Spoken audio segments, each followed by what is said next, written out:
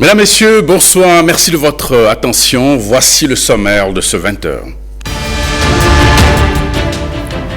Lutte contre le stationnement anarchique des camions poids lourds dans la ville de Cotonou. Patrice Talon était sur le terrain ce week-end.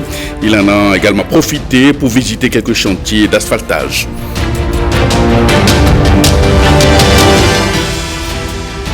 Adhésion au bloc républicain à Bantais, le Front pour le développement et la prospérité partagée a rejoint le cheval gagnant ce week-end. Alphonse Diembou était face aux députés de ce parti.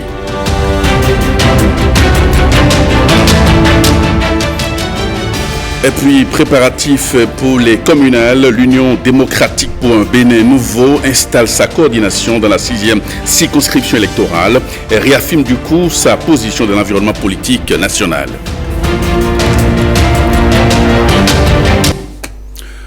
Bonsoir et bienvenue à cette édition. Retour sur cette sortie du chef de l'État ce week-end, Patrice Talon, qui était sur plusieurs sites abritant les travaux d'asphaltage à Cotonou, précisément Papa. Il en a également profité pour revenir sur la question de l'occupation anarchique des rues par les camions gros porteurs.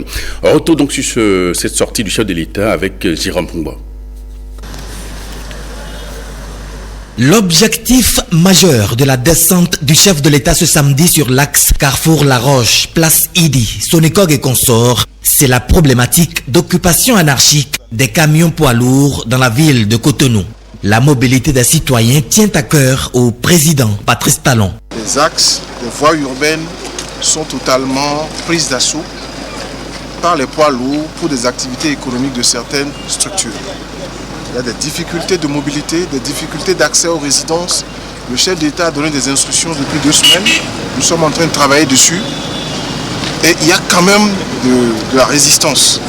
Il a souhaité descendre lui-même pour voir comment ça se passe et quelles sont les solutions qu'on peut trouver.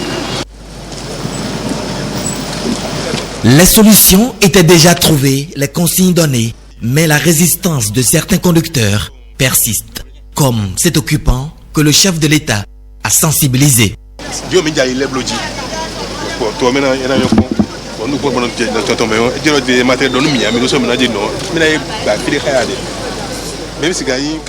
Il est de bon ton, les travaux de reconstruction du pays ayant démarré, que vous vous installiez ailleurs. Ceux qui sont convaincus de votre talent vont vous retrouver. De grâce, libérez cet espace pour les travaux d'asphaltage et d'assainissement. Merci. Parce que limitons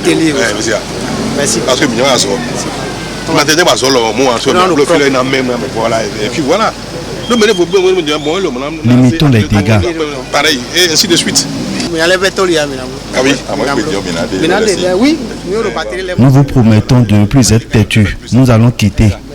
Je compte sur vous comme un bon citoyen. Cette rue prise d'assaut par les camions poids lourds est aussi concernée par le projet asphaltage et les travaux ont déjà démarré. J'avais écrit aux structures pour dire qu'on démarrerait le 1er décembre. On a effectivement démarré, le chef d'État a eu la surprise de voir que nous avons effectivement démarré pour 7 mois de travaux. Après ça, nous avons sollicité le chef de l'État pour qu'il nous donne quelques instructions avec son regard sur les travaux d'asphaltage en cours.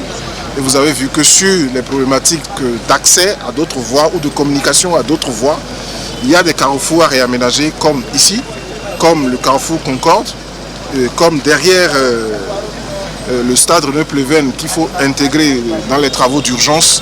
Nous avons reçu plusieurs instructions du chef de l'État pour actualiser le projet asphaltage. Depuis que nous avons suspendu et relancé, les choses se passent assez bien.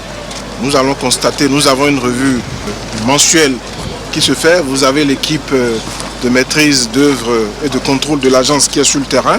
Il y a des années, on ne pensait pas que cette route-là peut être réparée. Mais aujourd'hui, on touche le doigt. On ne fait que le remercier et que Dieu le donne longue vie. J'ai accompagné absolument ça.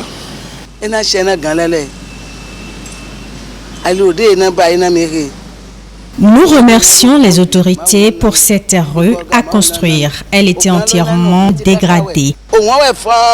L'odeur nauséabonde des produits transportés nous envahissait. Merci au chef de l'État. Toujours dans la même veine, le chef de l'État va toucher du doigt d'autres travaux d'asphaltage en cours. Nous sommes ici sur le tronçon Ciné Concorde à Blangandan, Sekandji. Patrice Talon se veut réaliste.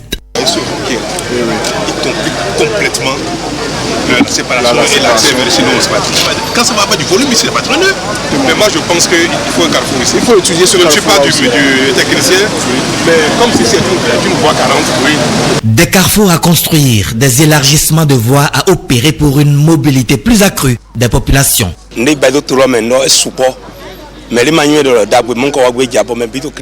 fait beaucoup dans le pays. Personne ne s'y attendait et les critiques allaient bon train. Nous avons serré la ceinture pour la bonne cause. Chacun a son salaire. Le pays évolue bien.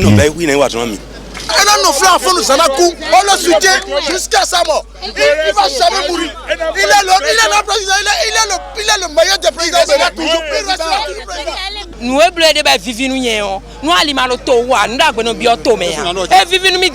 Je suis très fier des routes que le président nous construit. Je vais plus rapidement à Abomey désormais.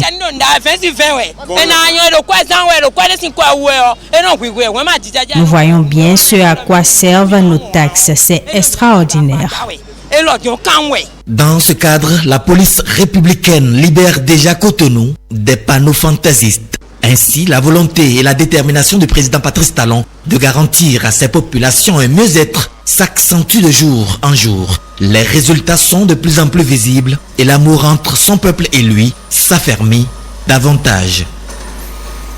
Dans quelques mois, les conseils communaux seront renouvelés et déjà au niveau des états-majors politiques, on assiste à un véritable branle-bas. Et à l'occasion de la cérémonie des présentations de vœux au niveau du parti Mouel Bénin, les militants se sont dit prêts à aller au combat pour gagner des sièges. Reportage à Marcel Arrossi. Nous sommes la flamme enflammée. Nous sommes la saveur des résultats à venir. Mouel Bénin. Telle se traduit la détermination du mouvement des élites engagées pour le Bénin à l'orée de 2020. Les militants sont contents de leur leader. Nous voudrions vous dire, camarades présidents, que nous sommes fiers de vous. Nous sommes fiers de ce leadership assez exceptionnel que vous imprimez à notre jeune organisation. Vous n'êtes pas envahissant et je suis le premier témoin à le dire. 2020 sera aussi une année électorale au Bénin. Pour Mouel Bénin, il s'agira au-delà du travail qui se fait, au-delà du travail d'implantation, au-delà du travail de communication et de présence qui se fait, c'est qu'il faut aller au contact des populations pour avoir des électeurs, gagner les élections communales qui s'annoncent. À ce propos, le président du mouvement lance un grand défi. Mouel Bénin, au lendemain des prochaines communales, sera la première force politique du Bénin. Et nous serons présents aux élections. Je compte sur chacun de nous pour que la compétition électorale soit la plus discutée possible. Et pour le faire, je vais vous formuler, en dehors des vœux de santé robuste, parce que sans la santé, on ne pourra rien du tout. La santé robuste, la paix de cœur.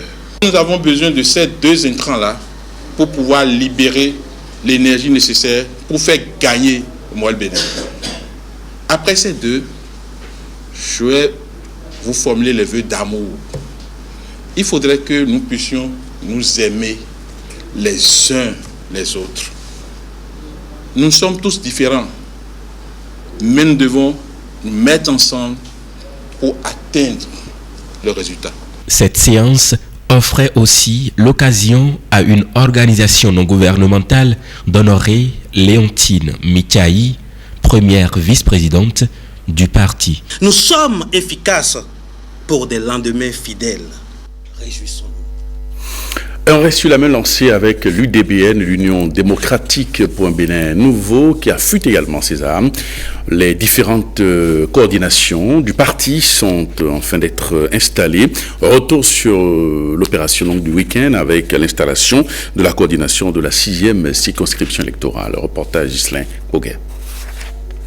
L'année 2020 c'est notre année. L'Union démocratique pour un Bénin nouveau UDPN veut faire de 2020 une année de reconquête et d'élargissement de son influence sur l'échiquier politique béninois. Le parti UDBN installe ses coordinations dans les circonscriptions électorales sur tout le territoire national. La dernière étape est celle de la 6e. Comme les autres circonscriptions électorales, l'installation de cette coordination consacre l'officialisation de notre machine à gagner dans la 6e circonscription électorale du Bénin. Cette machine doit atteindre sa vitesse de croisière et rafler tout sur son passage. C'est donc une formation politique qui se prépare au combat dans les 546 arrondissements du pays. L'UDBN est en ordre de bataille pour affronter les communales et les municipales de 2020. Le parti UDBN est le seul parti parmi une dizaine de partis politiques qui a l'honneur d'être dirigé par une femme. Une femme chef de parti politique qui n'a pas caché ses ambitions. Je sais que vous êtes dans la même dynamique que moi. Relevez le défi d'enlever le maximum de sièges au sein des conseils communaux d'Abomey-Calavi, de Soava et de Zé, à l'instar des autres communes, avec assurance de contrôler certaines mairies. L'UDBN veut descendre donc au niveau des communautés à la base pour défendre ses valeurs. Les idéaux et valeurs que nous défendons aux côtés du chef de l'État, le président Patrice Guillaume Atanas Talon, doivent triompher.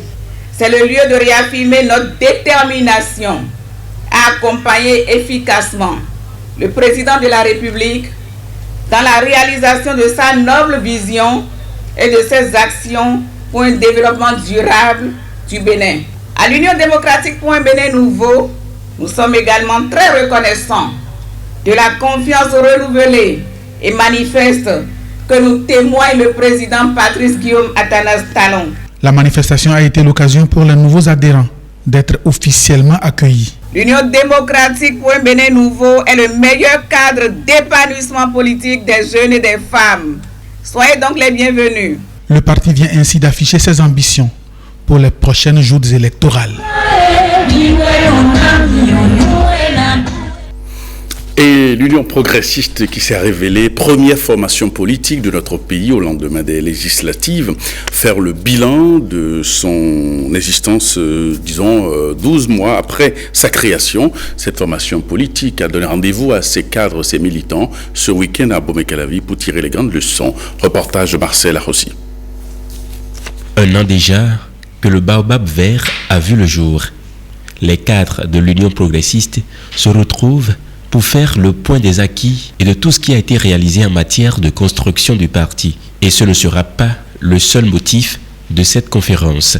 Nous nous sommes retrouvés aussi pour voir dans les semaines, mois à venir, comment nous allons nous organiser pour participer de façon victorieuse aux élections communales et municipales. L'Union progressiste, à ses jours, est à la charge de grandes institutions de la République à travers plusieurs de ses cadres. C'est une responsabilité, pas des moindres. Si ça va très bien, personne ne nous reconnaîtra. Si ça va mal, nous serons les premiers à être indexés. Nous avons la lourde responsabilité de représenter le peuple, de porter la parole du peuple, de porter les aspirations du peuple, de porter l'ensemble des souffrances, mais aussi l'ensemble des espoirs que ce peuple porte au régime, porte au gouvernement, porte à la classe politique de notre pays. En un an, la vie de ce parti a été essentiellement marquée par la mise en place de l'organisation interne. Au niveau central, nous avons créé notre école, nous avons mis en place notre cellule de communication, nous avons mis en place un certain nombre de commissions thématiques pour réfléchir sur les problèmes du pays, pour réfléchir sur ce qui se passe dans chaque secteur, tant dans l'action actuelle du gouvernement en place que dans les actions futures que nous aurons à mener. Vous savez qu'on a fait les élections, que nous sommes devenus la première force politique du pays. Le reste, c'est que nous avons identifié et enregistré nos militants sur un fichier, de sorte que dans chacun des villages de notre pays, dans chacun des quartiers de notre pays, nous connaissons aujourd'hui qui est militant de l'Union progressiste. L'inscription en ligne des militants de l'Union progressiste sur le fichier central a démarré il y a quelques mois. Direction Banté, dans la 9e circonscription électorale, le Front pour le développement et la prospérité partagée de M. Alphonse Diembou rejoint le bloc républicain. La déclaration d'adhésion a eu lieu ce week-end dans la localité. Reportage Ricardo Lekpekou et Michel Hébert. Nous sommes embarqués, la population de Banté est embarquée, tout le monde est embarqué. Nous sommes embarqués, nous allons partir ensemble. Le développement, c'est pour nous tous. Du courage aux dirigeants, du courage au président de la République. Nous sommes déjà embarqués, nous sommes embarqués avec lui.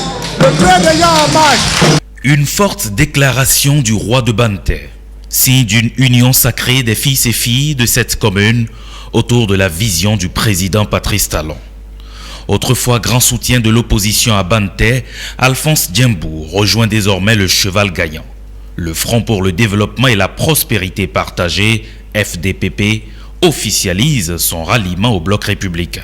L'adhésion du FDPP au bloc républicain trouve son fondement dans le souci du développement de la commune de Banté.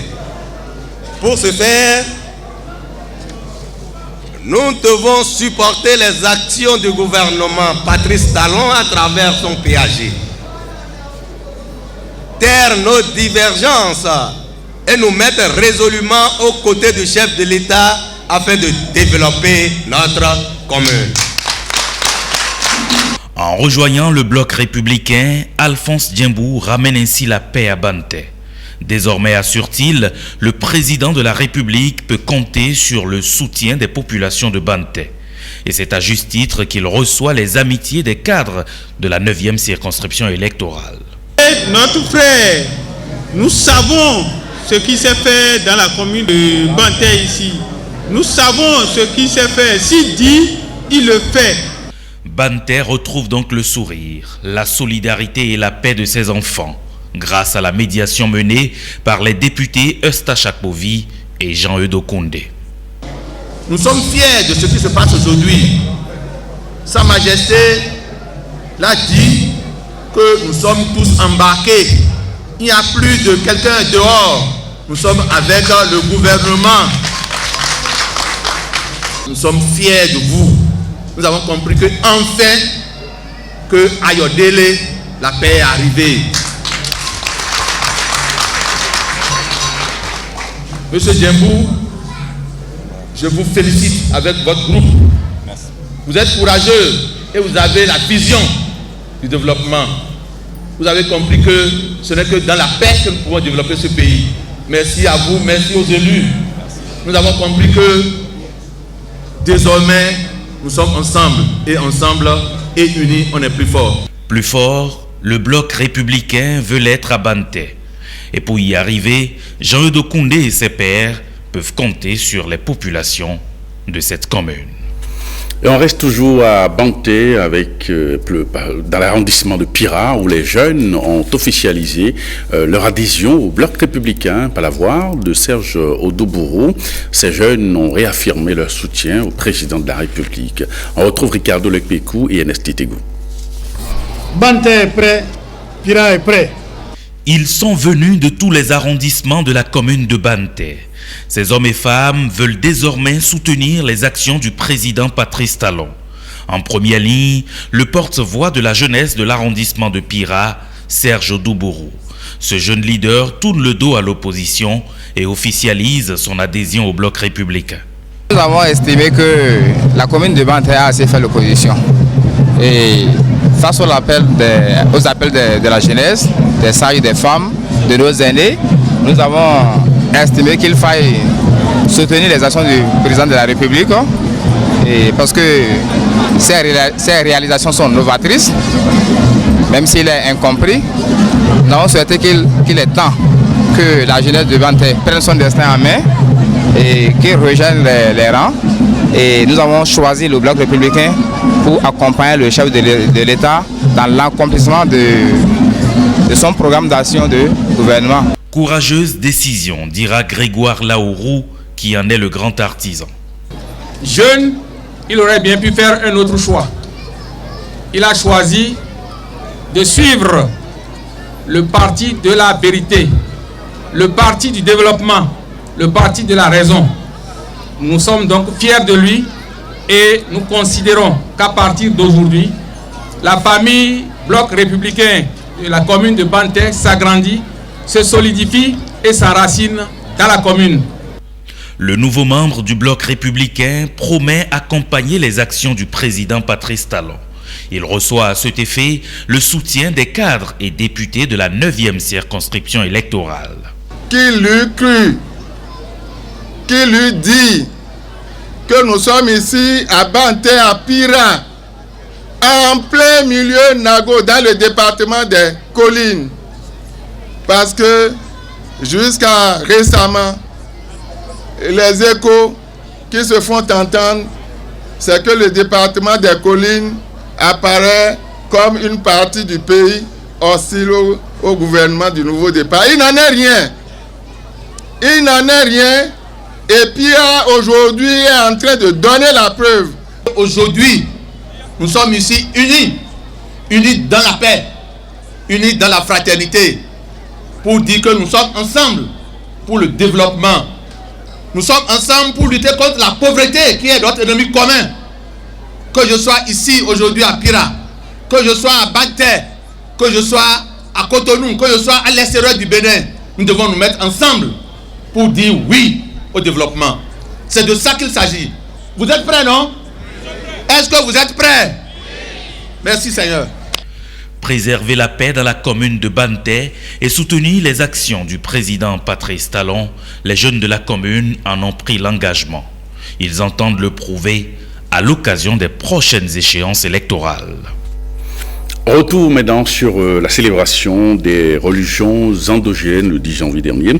Nous allons nous intéresser à ce point de ralliement Grand Popo où les adeptes des religions endogènes se sont donné rendez-vous avec soutien les acteurs politiques et les administratifs qui ont fait le déplacement. Aziz Alagbe, Michel Martin pour le reportage.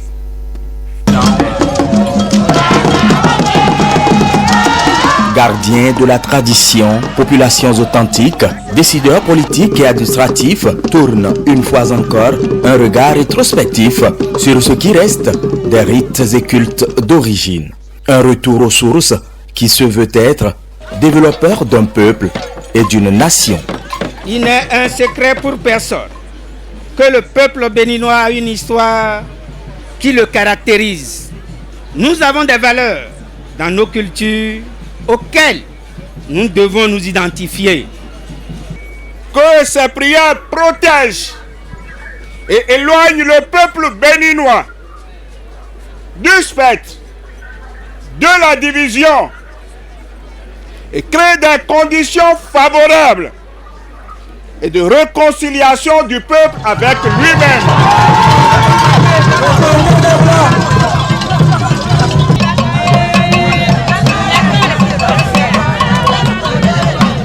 Les adeptes des différentes divinités sortent des courants et temples, le grand atout pour montrer la preuve de leur engagement au profit de ce pan de la culture. Que la paix soit avec nous.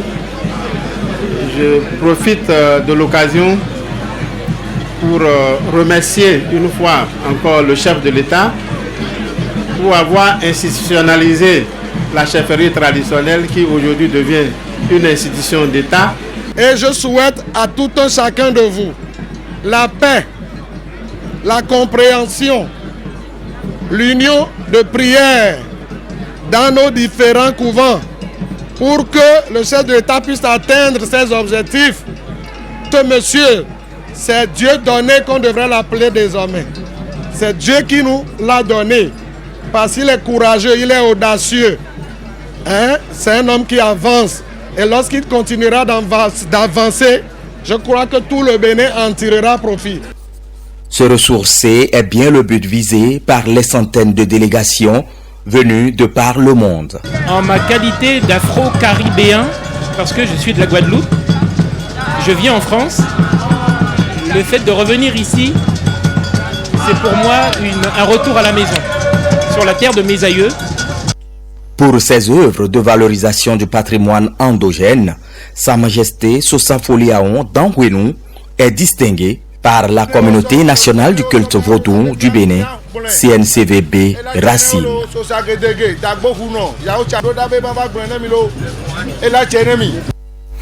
Et puis le syndicat des intellectuels traditionnels et assimilés du Bénin a organisé dans la soirée d'hier une manifestation culturelle dans la commune d'Abomey-Calavi. Ces moments festifs marquent la fin des activités entrantes dans le cadre de la fête des religions endogènes dans cette localité. Hospice Rontonou et Wenceslas Samaïmon.